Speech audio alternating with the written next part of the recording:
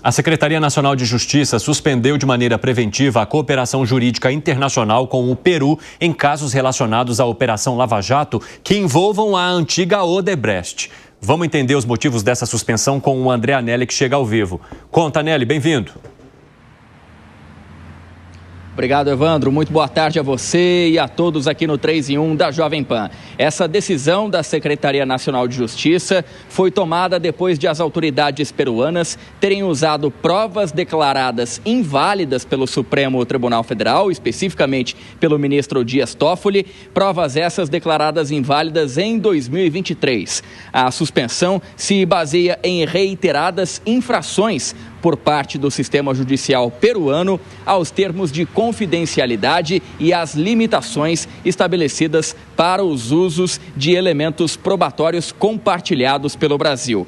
Os documentos que embasaram essa decisão indicam que as autoridades brasileiras aguardaram quase um ano por esclarecimentos formais do Peru, sem retorno considerado satisfatório. As provas obtidas por meio de delação e acordo de leniência da empreiteira teriam sido usadas de forma irregular contra a companhia e também contra executivos dela no Peru. As informações foram reveladas pelo jornal O Globo, que destaca ainda que o Peru é hoje o país com o maior número de políticos investigados, indiciados ou condenados por crimes relacionados à Lava Jato.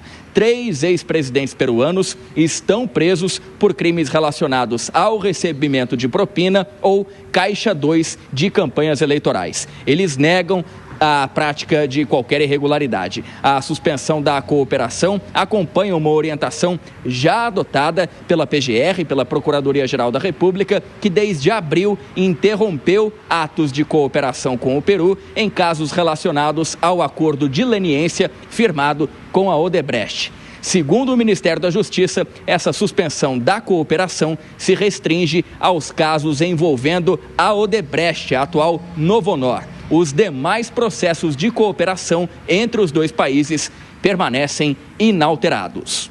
Evandro. Obrigado, Anelli. Um abraço para você. Segré, como é que você avalia essa decisão? Eu estou pensando como vou me expressar para não ferir nenhuma suscetibilidade. Alejandro Toledo, presidente do Peru, preso por corrupto na Odebrecht. Ollanta Humala, a esposa dele, inclusive, está aqui de férias, com um avião da FAB que foi buscar ela para trazer para aqui. Amiguinha. Alan Garcia se matou. O cara se suicidou por vergonha dos casos de corrupção da Odebrecht. E o Pedro Pablo Kuczynski, o famoso PPK, que também durou 18 meses e saiu disparado aí, 2 anos, um pouquinho mais. E por que foi? Por causa da corrupção.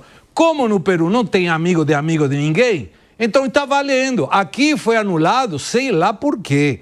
Mas em outros países que têm uma justiça independente, não foram anulados. Então por que não usar?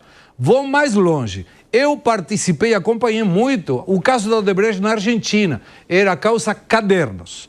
E naquele momento, o governo, na época, a justiça brasileira, não fez o acordo junto com a justiça argentina. Tanto que ninguém está preso lá por causa de corrupção da Odebrecht. Então, você vê que se aqui serviu, sei lá para quem, anular as coisas, tudo bem. Mas em outros países não tem que seguir isso aqui. Ou seja, há o que foi dito aqui, 294 delações, 135 acordos de leniência, bilhões devolvidos numa causa que teoricamente não aconteceu. Somente um gerente da Petrobras devolveu 100 milhões de dólares, mas foi porque alguém depositou erradamente na conta. Pelo amor de Deus. Fala, Piper. O Segré citou aí 4 ex-presidentes do Peru, da esquerda à direita. No Peru, isso foi uma coisa muito ecumênica, né? E veja, eu entendo os tratados, eu entendo o fato de que um país que faz um acordo com o outro tem que respeitar o acordo.